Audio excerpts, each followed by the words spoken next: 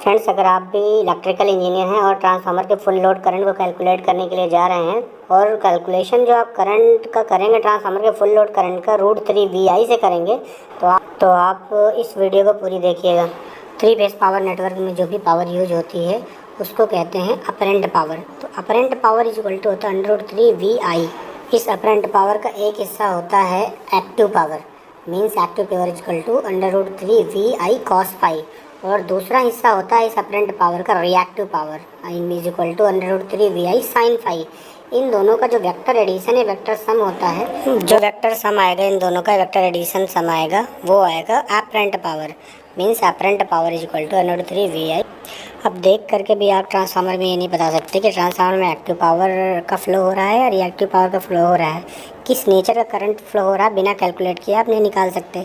इसीलिए ट्रांसफार्मर क्या होता है, जो टोटल एक्टिव और रिएक्टिव पावर का जो सम आता है वो अपरेंट पावर होता है।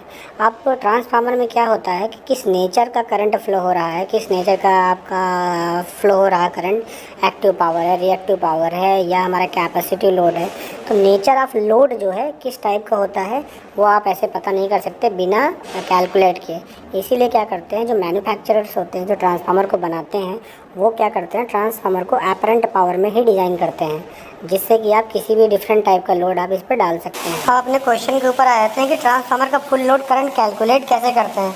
सपोज 25 kVA का कोई ट्रांसफार्मर है, तो transformer rating is equal to होता है √3 V/I, जैसा कि फार्मूले में हमने कैलकुलेट किया है।